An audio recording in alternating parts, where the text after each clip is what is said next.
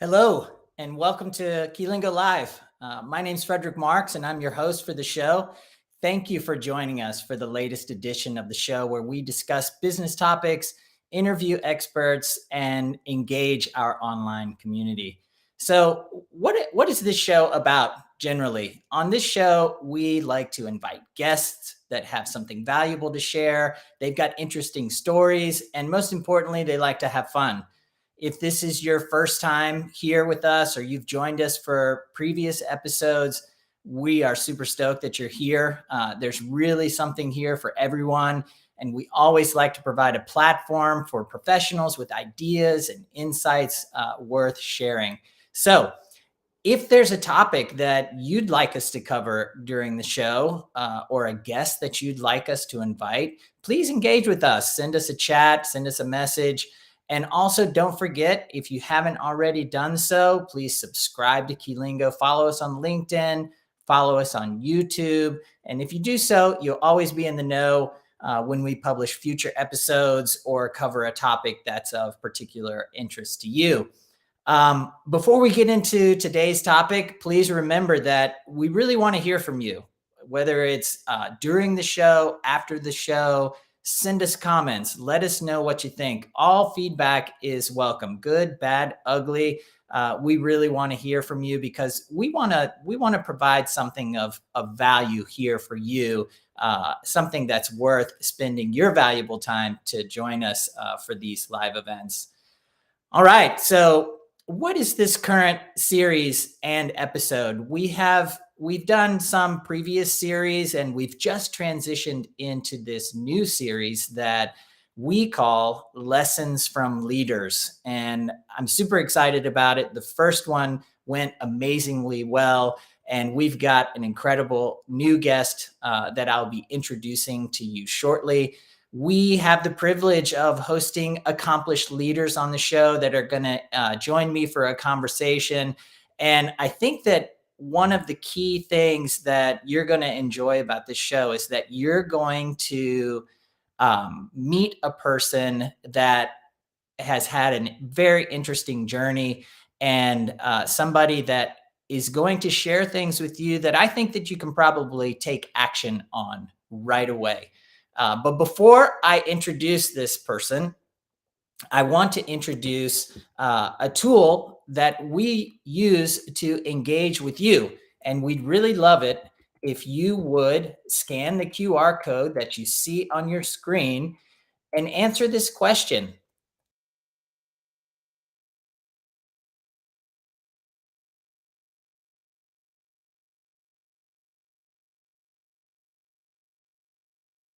And we really want leaders to engage with us and let us know what you think, and hop on that Minty and let us know what you think. And while you're doing that, I'm going to introduce today's amazing guest.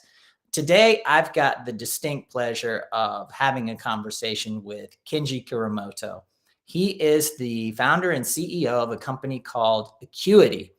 And you're going to learn about what they do, but they have helped over 2,000 small businesses improve their accounting functions. And man, if you're involved in a small business, you know that's an important function. He has also co-founded Acuity Invests, which invests in accounting technology, software as a service, fintech, and crypto companies. He is an advisor to multiple global software companies. And this is my favorite part. Outside of work, he is an incredible dad. And I can say that with full knowledge because he's a friend of mine. He's also an amazing husband, and he's an outdoor adventure seeker. He loves travel. He loves sports, especially here in Atlanta. We're a big sports town. And I don't know, this may be the most important. This may be the hook that grabs everybody and makes them want to stay for the whole show. He's an amateur beer brewer. I mean, this guy's covering all the bases. So with that, I'd like to welcome my guest, Kenji Kuramoto. Welcome to the show. Thanks, Frederick. Hey, Kenji. Hey, how are you? Thanks for having me. And yes, very amateur, I'll say, when it comes to the beer brewing, very amateur. So no expectations there. I can't say the beer is that great, but I have a good time doing it. So. Thankfully, you don't need to be a professional beer brewer for the beer to be good enough to drink. And I hope it is. I honestly, you haven't invited me to try the beer yet. So I don't know, maybe you're working on it, trying to get it up to par, but I have high standards. Yeah. High standards, especially for you, Frederick. So I got to make sure that I get this thing just right before you. Awesome. Awesome. Well, I hope the audience took in those really incredible details about your background, Kenji, because it's a really incredible one. And we've asked everyone to jump in and tell us about what inspires them professionally. And we've got a lot of cool stuff here. What's jumping out at you? Oh, very cool. I mean, I love that right in the middle, the learning opportunities, the continuous learning. I think that's such an opportunity for us professionally is kind of growing and learning. So I love seeing that. Those jump out to me right away. Very cool. Wow. It's still evolving here. Look at it. Absolutely. Yeah. I think that a theme that is just ever present in the journey of an entrepreneur is learning. I mean, we're going to talk during this conversation about mistakes that are inevitable in anyone's entrepreneurial journey or professional journey for that matter. No matter where you are, whether you work, whether you're a founder, whether you're a leader, whether you're an individual contributor to an organization, mistakes are inevitable. And that's where we learn the most. Wouldn't you agree, Kenji? Absolutely. Absolutely. They're part of the process. So embrace them, learn from them. Yeah. I especially like today's episode and talking with Kenji here today because full disclosure, Keylingo is in the language services business. And up to today, all of our topics have been about or with people from our industry. And I am really excited that today we're taking our first jump sort of outside of the language services industry and touching on another industry and financial services. But I think that people are really going to resonate with your story. And for the next little bit, I hope you guys stick around. I want you to engage with us, send us questions in the chat, and we'll do our best to get to as many questions as possible, but engage with us during the show. And I have got some questions that I want to get the conversation going with Kenji. And let's see if we can get that first one up here. Here we go. What inspired you to start your own company, Kenji? Sometimes I think we think about people starting companies as just crazy. It seems like it's how in the world do they do that? But I think most people have, probably like me, a different journey for how we all start things. I, for sure, with my background, I saw a need out in this space. And so we serve small businesses. And something I kept hearing over and over again from smaller businesses were how passionate the founders were about building something or a cause they were interested in. Whenever somebody starts something, there's just this beautiful mission they're going after. However, one of the realities of starting a company is that there are things like accounting and financial work that do come as part of it. And so what we were seeing was most of these founders said, that's my least favorite part about starting a company is I got to stay on top of the accounting. Nobody really starts a business to say, I can't wait to do the accounting. That just doesn't happen. So we saw a need there. And I have a background in accounting and finance. And I just, over time, I think even as a young person, I don't think I quite knew this, but I gravitated toward people who were business owners or entrepreneurs. They just seemed interesting to me, even when I was young. And so when I worked in accounting for a big company, I always still tried to get on this work with smaller clients because I wanted to be close to where those founders were. So I think there was something in me, even as a young person, that was feeling an interest in entrepreneurship. I didn't really know how to do it. And then when I saw this gap in the marketplace of where, wow, we could probably help small businesses get more confidence to handling their financials. And I'll throw one more thing in too. When we touch on this later, we didn't talk about this earlier, Frederick, but I think also sometimes you start something for other reasons too. You may have a vision for it. Another thing that happened to me, I had a scary health issue when I was in my late 20s. Oh my gosh. I got through it just fine. I'm a cancer survivor, but late in my 20s, I had a cancer diagnosis. And I think many people have go through something that kind of wakes you up a little bit and makes you realize time is short. And so I'd been thinking about this, and it was one of these things after we had spoken the other day, I thought that's important too, because out of sometimes dark places, scary places, it also helped me inspire me in a way to say, let's get started. There's no time like the present to get started. And I think entrepreneurs of all ages, whether you're very young and you're a teenager, you're still in school, or whether you're retired, I think there's lots of places that you can start your business. But I wanted to get going. Well, Kenji, I'm blown away. I didn't know that about you, and that was super authentic, and for you to share that. And wow, I don't even know what to say to that. I threw you a curveball there. Yeah, that is. I mean, if there was ever inspiration to kind of go after your dreams, a life event like that would definitely be a catalyst. Yeah. I think that's something that I hope the audience hears in stories is you can have very inspirational reasons, which is super inspiring. You can also have things that come out of necessity. Maybe you need to find a way. Maybe one thing I've learned also after 20 years is entrepreneurship actually tends to thrive in periods where the economic times get hard. So let's say people lose a job. Oftentimes the loss of a job, being an employee, actually creates opportunities for entrepreneurship. So that's a hard thing, losing a job, but in many cases it gets someone to say, you know what, maybe I'll start something. And so there's both positive, all kinds of ways to get motivated. Yeah. Time to make some lemonade out of those lemons, right? Bingo. There you go. I want to say this, that to the audience, Kenji makes accounting cool. And that's hard to do. Accounting as a profession is not something that I think people traditionally think as as a cool, but you pull it off, man. And I really love that about you.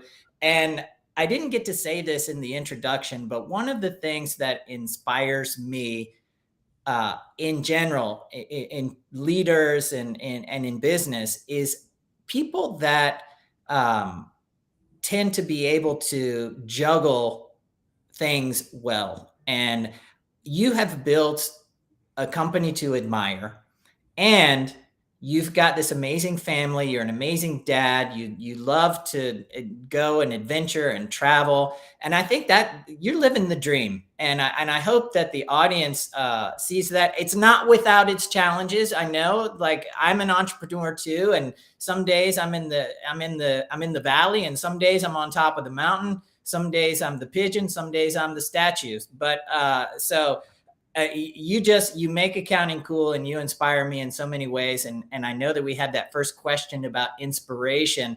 And if I could just kind of sum it up, is just how you inspire me, because you have this really cool journey professionally, but you've also got this amazing personal life, which is something that for me as a founder and entrepreneur, it is an amazing objective of mine. And I know that you care equally about your employees, and you want their lives to be amazing as well. And we'll get into that later.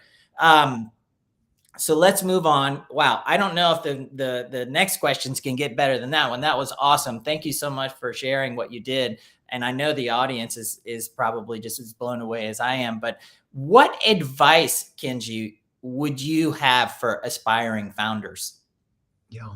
A couple things. And one, what I kind of just mentioned is, if I were to go back and talk to my younger self, right, and say, what have my experiences been? How would I do it different as an aspiring founder? I might have started a little bit earlier. Again, I had a life event that kind of got me moving. But again, I think that time is so precious. I'll probably talk about this a lot. I obsess over time, because I think it's just the most valuable thing we have. Mm-hmm. And so start. If you're inspired or you're motivated, don't be afraid to start. And then if it doesn't work, this is my second kind of point. That's okay. If you try and you fail, you talked about failure earlier, Frederick, and it's okay. Sometimes the word failure freaks people out. Sometimes you just say, well, we're experimenting. However you want to call it, they're all learning opportunities. Just like everybody mentioned about what motivated and inspired them around leadership is learning and growing. There's just nothing like, I mean, I've heard the quote of, like, do we learn anything by being right? Very seldom. I mean, we tend to learn when we make mistakes or we do something the wrong way. And so I would really have aspiring founders just get ready to experiment, make those mistakes. You're learning a ton. And when you are right, great, double down, keep going on it, keep the experimentation and failures going, because that is what you're doing, is you're just creating compound opportunities for growth. You're growing at a much higher pace when you have to kind of backtrack on something, or you try something with some risk. So take risks, and it's okay. And you can do that in a smart, wise way. I think that's also not too cavalier, but it definitely is something that sometimes people get a little too worried about. I should say worried. I understand why people feel that way. I did too. And you think, oh, I don't want to mess it up. I don't want to make a mistake. And I think that whenever we get in that posture, when I tell myself that, I think, okay, I'm also potentially robbing myself an opportunity to learn something. So make those mistakes. Yeah. Yeah. That's a hard one to get your arms around sometimes, because when you're starting something, you have this vision and you see the future and it's bright, but the mistakes are inevitable. I think you just can't help but make them. And we talked about this before, that the type and frequency of mistakes is also important, because if you're not experimenting in a way that you can survive or come back from a failure, you've kind of shot yourself in the foot. You need to be able to come back and do whatever you do, or get your business going without just losing everything. Wouldn't you agree with that? Yeah. I would completely agree with that. I mean, there's risk taking, there's different forms of taking risks. And I think that it's important to try to get to quantify what kind of risk you're taking. Could be in terms of time or in dollars, just so you have some sense of what you're doing there. And so knowing, when do you stop an experiment? When do you cut it off because, hey, this is too expensive, is important. I don't think you have to be perfect in that, but you want to have some general sense there. But also putting them in the right size is helpful. I'll give an example. So we've made a couple acquisitions as a company, and our first one did not go very well. And acquisitions are very difficult. And we knew this going in. And my business partner and I kind of talked about it and said, okay, well, let's make sure we do our first acquisition at a rough size, that if we mess this whole thing up, it's not going to permanently damage or create too much damage to the overall organization. And so we went in, and it didn't go the way we wanted it to go, but we learned a tremendous amount from it. In fact, our second acquisition we made went really well. And I think the second one only happened because we took a risk trying the first one. We ran an experiment, and I think that was what was wise of us. We didn't always make wise decisions. We actually knew that we'd likely make some mistakes. Most people do. And it was very helpful for us in kind of doing that. And what we wanted to really, at the end of the day, create was a skill set. We wanted to create some knowledge for, wow, if we ever had to grow again as a business and do it in an inorganic way through an acquisition or a merger, we wanted to have those skill sets. We felt there was value in just we've done it before. We've kind of demystified it a bit. And so that's an example of a big risk. When you acquire a company, that could be a big risk. One of the biggest. Yeah. Yeah, but you can do that in terms of hiring somebody or bringing in a contractor and thinking, hey, let's see what impact this person could have. Let's try them out for 90 days or do something. There's lots of ways to do these and kind of keep them a little bit more bite-sized. I used to also like I used to run a lot of experiments back in the day on things like outsourced platforms like Fiverr and Upwork, that one was around. And you just say, I wonder if we could build this report, or if I had this data set, or if we tried this in marketing. And I think if you push yourself, you can usually find, I was always surprised we could find cheaper, easier ways to run a small experiment before we went ahead and went really heavy with a bigger commitment to something. So think about that way. And those may give you some confidence before. There's a great author I love named Jim Collins, who wrote Good to Great. Books. So many people probably heard of him. And one of his sayings he said, take rifle shots before you shoot cannonballs. So meaning you're going to take, you're kind of going to dial it in with something small before you're ready to fire the huge cannon. You kind of do some experimentation first with smaller size things before you really load that thing up and go big. Awesome. That's amazing, folks. He's dropping some pearls here. So I hope everybody's listening. Don't forget to engage with us, send us questions, and we'll do our best to get back with them at the end of the show. Be sure and check out Acuity on LinkedIn. And Kenji's active on LinkedIn. His company's active on LinkedIn. And he's just doing an amazing job. And so give it a look. So moving on. And this is something that I really wanted to get into, because remote work is such a huge issue nowadays. You can read in any publication all of the efforts of large tech companies to get sort of this RTO, return to the office, or and remote work, and the challenges or the benefits, the costs.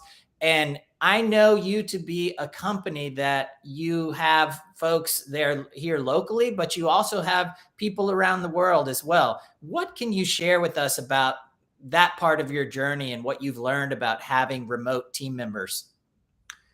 So we started doing remote way before the pandemic and COVID. So we've done it for a long time. Now, so we were prepared for things like COVID, but I'll also say we didn't really, I'd love to tell you that I did that because I saw what was coming and I was, we were way ahead of the game. It kind of happened by luck. Mhm. And actually by me opening my big mouth in front of some team members. And I kind of made a comment about, we were thinking about more office space. Oh, maybe people could work remotely and try that. And I thought that meant maybe a day or so a week, people wouldn't come to the office. They just kind of work remotely. And a team member came up to me and said, "Oh, I want to take advantage of this. I've been thinking about moving." And there's a team member of mine named David McLaughlin. And I thought, oh, David, he has some family in North Carolina, I think. And I thought, oh, you're going to go to North Carolina. That's could be a little bit difficult, but we'll see how this, I don't know. He's a trusted team member. We'll see how it works. He goes, oh, no, not North Carolina. I want to go travel around the world, Kenji. And you just said that we could do it remote. And I was like, whoa, Oh my gosh, that's not what I meant. Exactly. That's what I'm thinking, right? You say these things and you're kind of trying to get people motivated and inspired. And I was scared. I'm like, oh no, what did I just promise? And so I realized that, I needed to honor this commitment. I said it, and I had a lot of trust in David. And we said, well, let's try it out. Let's run an experiment, see how it goes. And in the initial parts of trying this out, David, we were pretty quiet about this because David interacted with lots of clients, and we were a little worried about, our client's going to be okay. David's no longer here in Georgia. Yeah, right. What are they going to think? So we were kind of quiet about it. But after a while, they could tell his background was changing in his Zoom videos, right? Or he's somewhere else, or just you could kind of. And someone finally asked, and we always said, we're going to be honest about it. We're maybe not going to put it out there in front of people unless they ask. And so someone asked, and he said, "Oh, I'm in Buenos Aires, Argentina. I'm heading to Peru later." And we were kind of expecting this client to go, no. I need all of my financial accounting work to be done in the US. And it was just the opposite. They said, that's really interesting. Oh, I've always wanted to go to Argentina. I've always wanted to visit South America. Tell me about what it's like when you get to Peru. And so we found clients were actually very intrigued by this. And we decided, our marketing team kind of got wind of this and said, maybe we should do the complete opposite of what we've been doing, of trying to kind of hide this. Let's lean into it. Let's market it. And we did a series called Where in the World is DMAC? That's what we nicknamed for David McLaughlin, our team member. Where in the World is DMAC? And it became one of our most popular marketing, outreaches we've ever done, because accounting and finance is not always the most exciting thing. Yeah. So sometimes it helps to have some content that's a little more engaging. And we found that clients and prospective clients thought it was really interesting. And so me opening my big mouth, saying something that I kind of regretted at the time, helped us. And David saying, oh, I want to take advantage of that. It was incredibly beneficial. He went out that very first, this is over 10 years ago. And this was, he traveled to 26 different countries in his first year doing it. He now lives south of Buenos Aires in Argentina. He's getting married actually in about a month or so down there. And it really, really helped us. 26 different countries was amazing.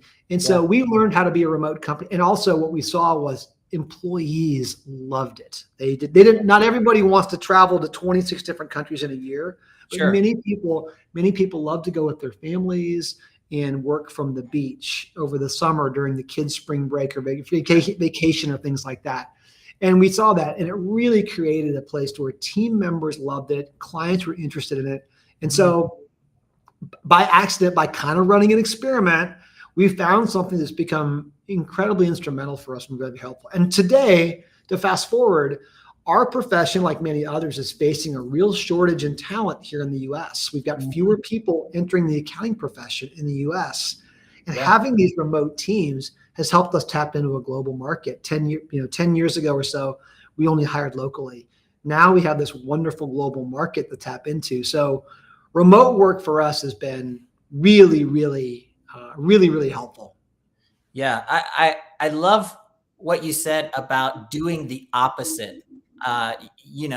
Accounting and finance. These are some of the things that I think that businesses in general want to keep so close to the chest. Like they don't want that information getting out, especially maybe around the world. But I love how you embraced it. You leaned into it and you discovered something super cool. And, we work this way as well. And I'm going to be honest with you. I'm very, very passionate about remote work. And I think that talent exists all over the world. And it's our job as business owners to go out and try to find the best talent we can find. And no matter where that is. And I love it. I think it's also the components of language and culture and just what these people bring to the table is invaluable. And also people that work in a company that embraces them traveling or living in new places. I can't speak to the loyalty that this individual developed as a result of you saying, hey man, let's try this out. Let's go for it. But in my own experience, I think that people appreciate when a company says, hey, you have your dreams and aspirations in life. And if those dreams are in another country and part of those dreams are exploring the world while making a living and enjoying a profession that you enjoy, I mean, I'm not going to say no to that. And I think that too many companies out there, and I know you're a process-driven company, so this is something that you were able to effectively manage this individual handling information that was probably sensitive for many of your customers. It really hurts me to the core when I read things like companies putting sensors in their office chair seats so they can detect how many hours they've been sitting down, or they're tracking badge swipes to see how many times they go in the office. I heard this one story about this product that is available now that will move your mouse around on its own, so that the company that you work for will trick a system that indicates that you're actually working.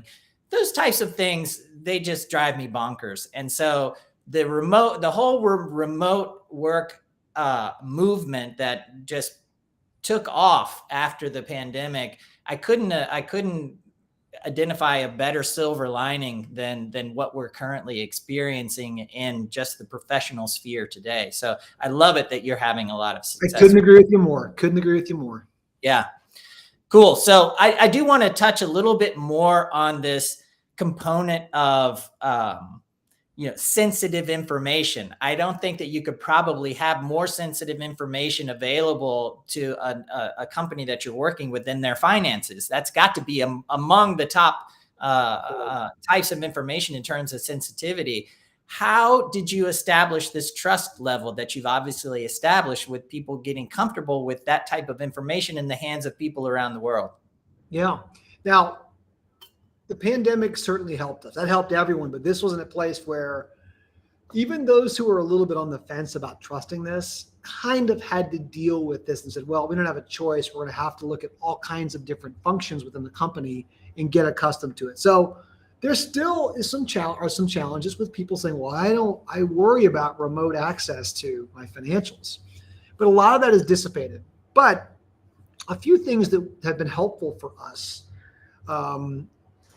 are these. One, we are very process driven, like you mentioned, Frederick. And what we know, and this is my former background working in global public accounting as an auditor, we used to look for things like errors, fraud. And what actually is more challenging for small business, particularly, is when there's only one person managing the financials. Mm-hmm. Good accounting processes and financial processes are actually built around a concept called segregation of duties. And that means, and this is for many ways, sometimes for fraud or errors to happen, if you segregate duties, it means two or more people have to be in on it together. That de-risks things quite a bit. So we say, hey, we've got oversight and review with segregation of duties and also processes we've built.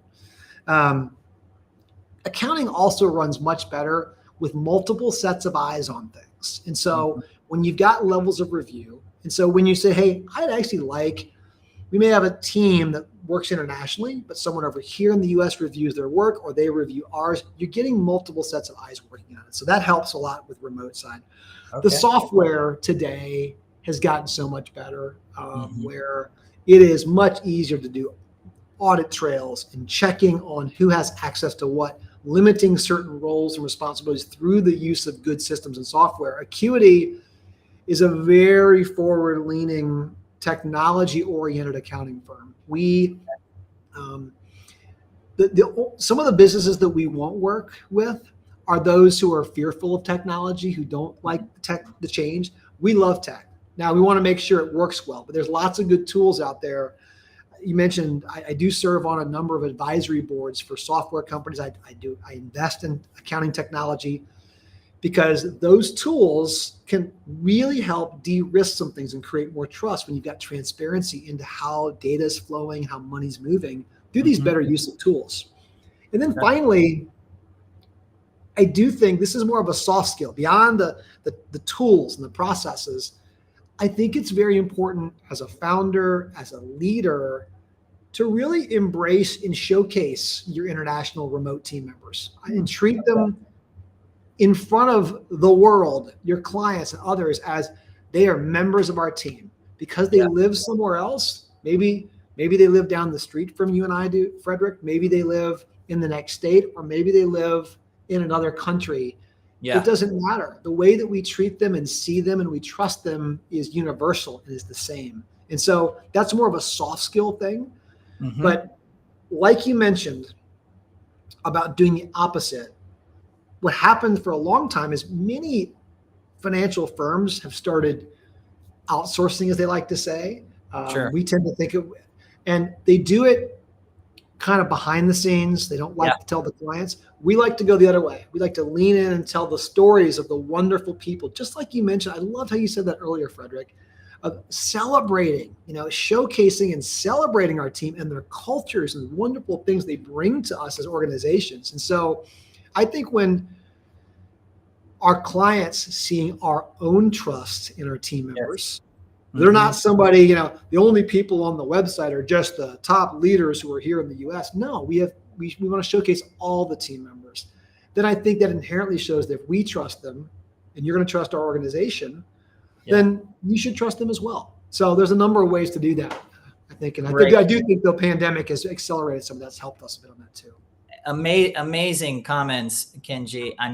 I know that the audience is just sensing this by now. What an amazing and inspiring leader that you are, because of this mindset that you have about celebrating people no matter where they might be, and embracing the lifestyle or the dreams of people that work for you. And that's something that's also very important to me. And as a founder myself, you founded your company for particular reasons, among which I'm probably sure that you wanted to lead a particular lifestyle that you had envisioned in your mind, that being a founder might facilitate more completely than working in a large company. And me personally, I think it would lack integrity and be disingenuous if you created a company where you were the only one that got to enjoy that. I mean, you created it for a particular reason.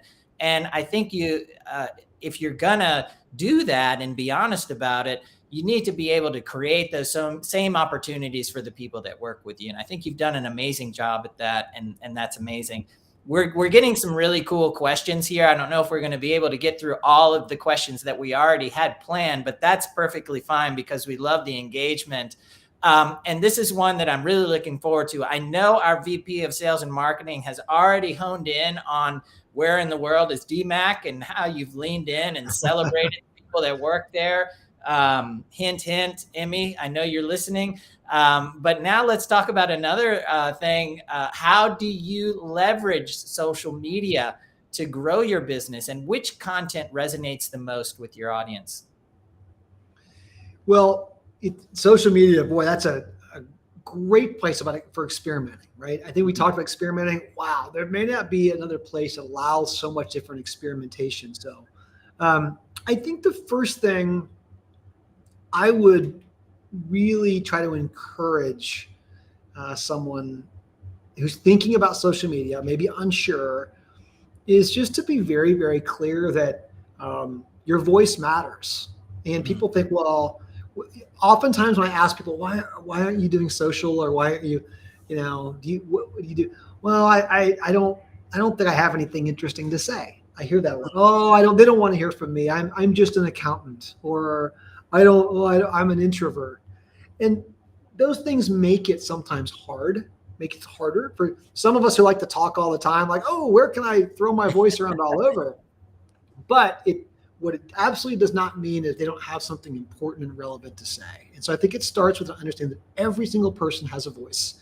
And I think understanding that, knowing that other people will gravitate toward that. Maybe not everybody, but the world's a big, beautiful place. There will be people, an audience that does resonate with that. And so one, understanding that piece first. And then I think is thinking about social provides, I think, a very quick way to start creating some bonds with people. And I think that what people like to work with other people. And so social has a kind of a fun side of it to where you can showcase who you are authentically a little bit easier sometimes. And when to talk about like what types of content resonates most with our audience, there are times, I'll give examples to where content needs to be very specific and technical around an issue or topic. No doubt about it. You can't, and a good example we had was a number during COVID again. There was a thing called the PPP loan that many entrepreneurs in the US needed some help. This was assistance during COVID, and it was a little bit technical and funky. And so we created a lot of content around that. We happen to have a lot of experts in it to help people. And what we did though was we gave away, so there was a PPP calculator we built, some things that help people understand better. We always wanted to make sure we give value first before we start saying, well, let's have Acuity sign up with us, right? We wanted to give value. So there are some technical things that we knew we could assist people with.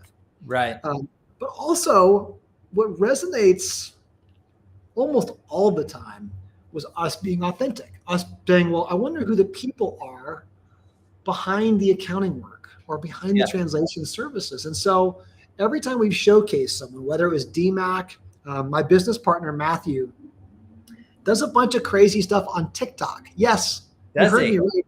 TikTok. And he's our age, Frederick. You're thinking, what is a grown man doing dancing around on TikTok? And our marketing social media team does a bunch, but it's engaging. It's really kind of fun and engaging, very experimental. He's such a good sport about it that like our marketing team will say, let's try this out, Matthew, and he'll do it. And so it resonates really strongly. It showcases his silly side, right? Matthew and I have a podcast that we've been doing for years. And it's us coming on and having a beer at the end of the week and just talking about things inside of our accounting firm.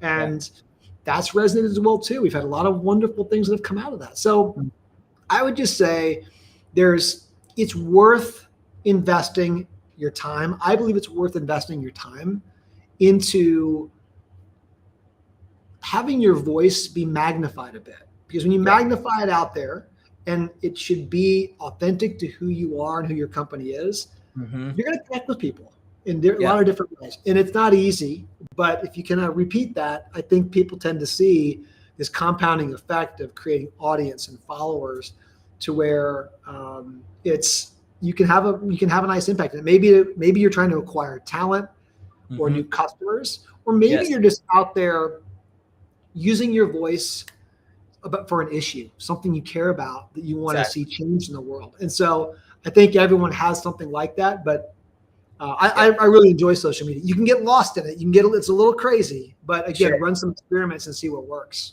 No, I appreciate everything that you said. And as you were talking, it reminded me a little bit of our own journey on social media. And this is something that we are constantly trying to figure out ourselves.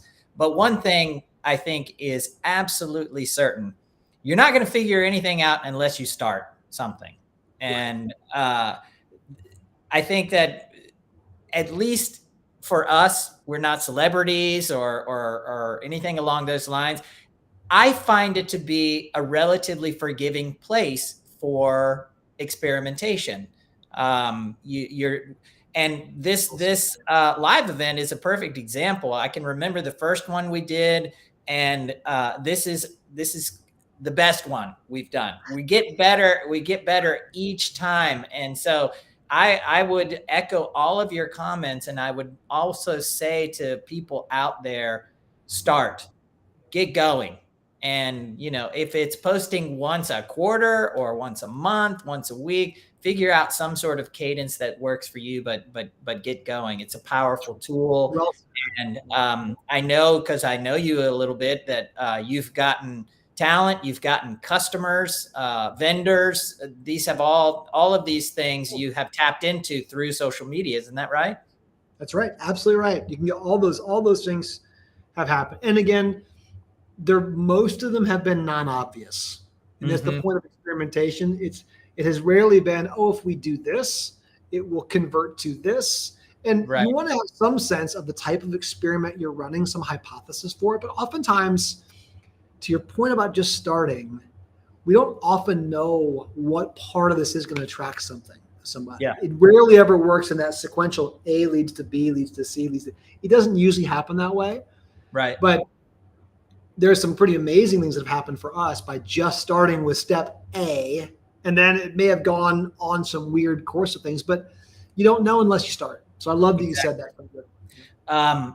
We've gotten through 45 minutes of this show, and we haven't mentioned AI once. And I'm proud of this live series that we haven't done that, because I think a lot of people out there have got AI fatigue, and I'm in that bunch. And so, but I do think we need to at least touch on it a little bit during the show, because accounting is something that I've personally read along with language services, that and most other professions out there. I think that they say like 80% of professions will dramatically be impacted by AI. But I'm very interested in your take as a founder, and a founder in the financial services universe, what you think about AI influencing your organization in the coming years. How do you foresee that?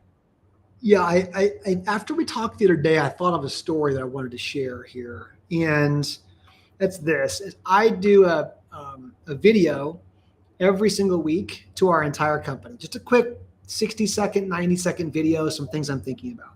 The team's been used to this, and about a month ago, I tried to pull one over on our team, and I sent out my video. I know where this is going. Go ahead. The video was completely an AI version of me. I had loaded into an AI system past videos of me, and then I loaded in made it create a script, and it created a video that talked in my voice that looked like me, and I sent it to the team. And I asked the question of, anybody knows anything weird about that? And they picked up on it, but it was subtle. It was really in my likeness. It would fool many people. And so, boy, AI is here. There's lots of ways to see it. And so the question I had was, how do we think about this? Okay, that's a little scary. Scary for me thinking about a virtual Kenji out there saying who knows what. Yeah. And there's some security issues around that, thinking, well, gosh, what if someone captured a video of that and they sent it to some team members saying, well, Kenji just sent me a video saying I should wire these funds around somewhere. Those are security issues. Those are things we have to think about that are concerning. However, we talked about also using these to create better human connection with people. What if I could send out a message, or we could send out a message to all of our clients that was from me? We tell them, hey, this is we're using an AI tool, but we wanted just to share a holiday greeting to you at scale that was personalized, or a way to communicate financials maybe in a manner that was easier for a small business owner to understand. And maybe that is through a human being speaking to them.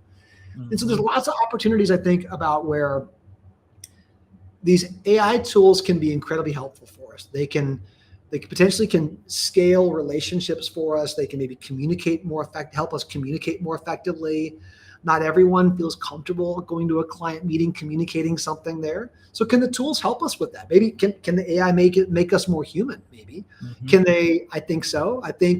Can they put us in a position of being stronger knowledge-based workers? I think a translator or an accountant, those are knowledge-based roles. And sometimes we have to do manual tasks. I think AI can take the manual stuff, and our team can be left with the really powerful knowledge-based, relationship-based work, giving us some great customized personal assistance. Like, what could we do if each of us had a personal assistant that only thought about Frederick or only thought about Kenji and all of our needs? We could really have a bigger impact. So I'm a big techno optimist, even though by design, I kind of freaked out a few people at our company with virtual Kenji coming on board. And I can share that video with you at some point. You'll get a kick out of it. But there's lots going on in the space. And we just try to make sure our team stays curious and stays informed about it. And that's the best way for us to adapt going forward, is to stay in that posture of curiosity and being informed, and we'll figure the right way forward. Yeah. Wow. I loved what you said about, let's embrace this and allow artificial intelligence to, sure, maybe it's going to be able to do some of the things that we would have previously done ourselves, but it frees us up to learn new things and do new things and enhance relationships, think more strategically, experiment with new ideas and do so more rapidly, look at new ideas, a lot more ideas in a shorter span of time. Like, you use the word scale several times. And I think that that's really, really important. And despite all of the AI fatigue out there, I think that the driving lesson that I think you're trying to express, and that I would echo, is that it's going to be okay. Let's not stick our head in the sand, and let's embrace this thing, because it's coming, and there's a lot of really interesting opportunity that's going to result.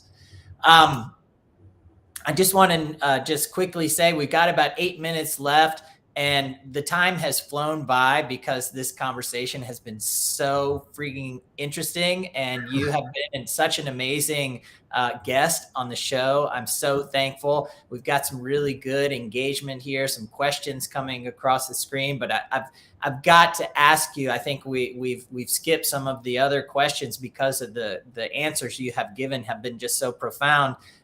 What does success mean to you, Kenji?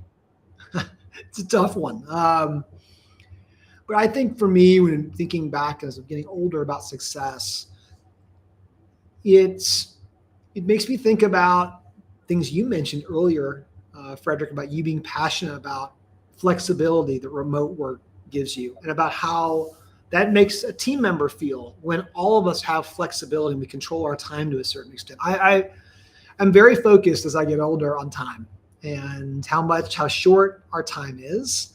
It's the one finite resource in this world. And so for me, success means me being in a place where I can control my time. And I say that in that it's always whatever I want to do is the most important thing.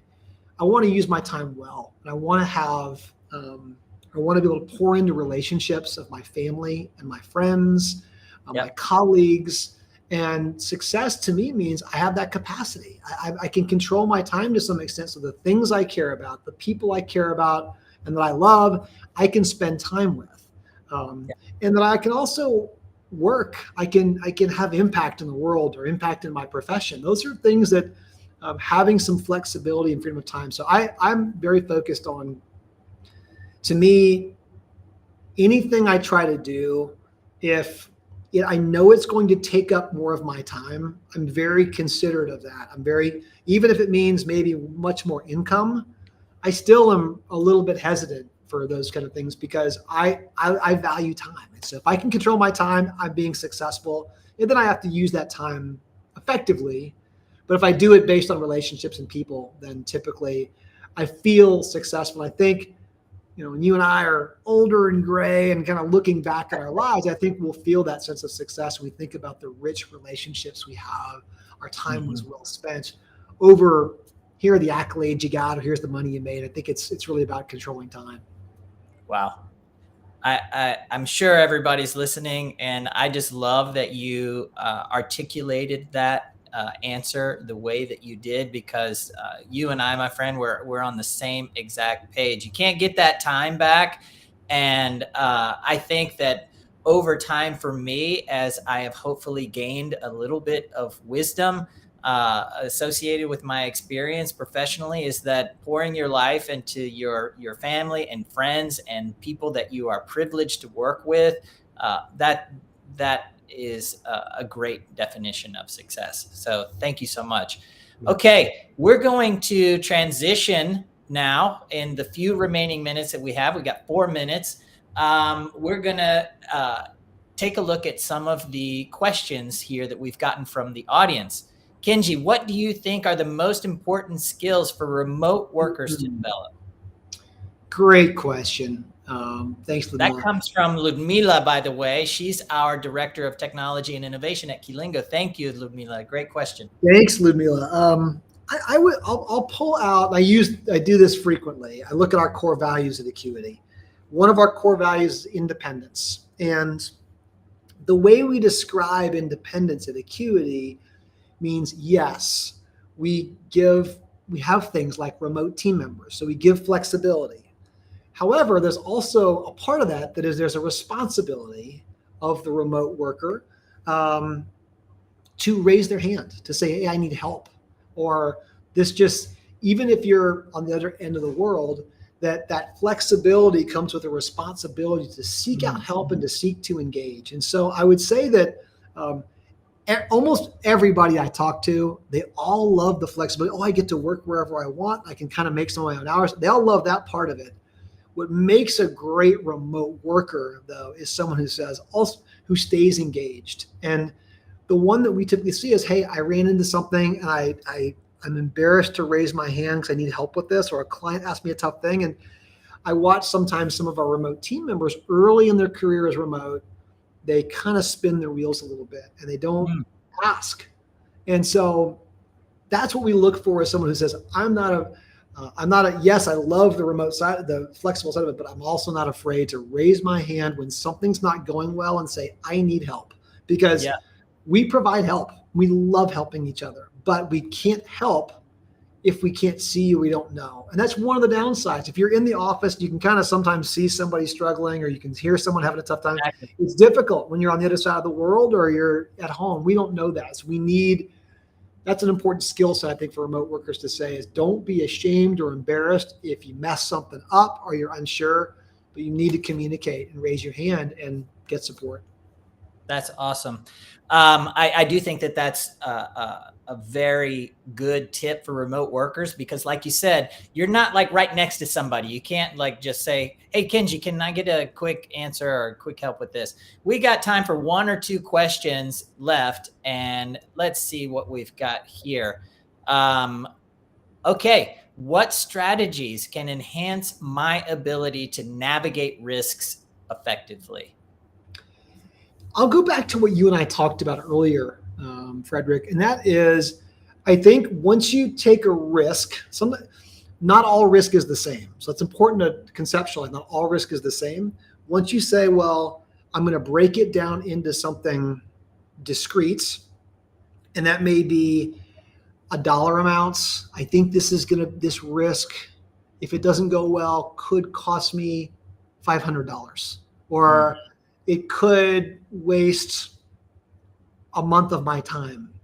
Taking risks and trying it, but it doesn't have to be perfect, trying to put it into some kind of container, if you will, with boundaries on it, helps helps you think about the size of risk you're taking. Because, you might get into a spot, I've done this, where I'm worried about it. And I think, wait a minute, if it all goes to pot and doesn't work, is it really going to be that harmful? And I said, no, it's not at all. Why am I even worrying about it? I'm getting all worried about it. And there are some that sometimes you end up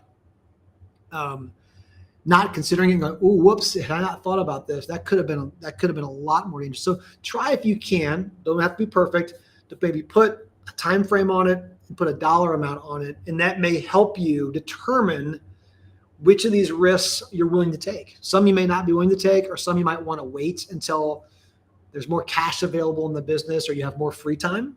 Right. Others, and so that'll be a way to help, I think. Amazing. Compartmentalize, put them in something that you can measure the time or amount of money. Great. Kenji, I can't thank you enough, my friend. This has been an amazing episode. Unfortunately, we are out of time. I'm sure the audience loved it. I just want to say thank you again for agreeing to do this. I want to thank the production team for a great job putting up the questions, everything behind the scenes. Ale, Trini, Emmy, thank you so much for doing that. Thanks for all the audience engagement. We had too many questions that we couldn't get to. So maybe we'll have to have you back at some point in time, Kenji. Yeah. Thank you so much. And we're going to say goodbye. We'll see you soon. Thanks again for joining. Yep. Bye-bye.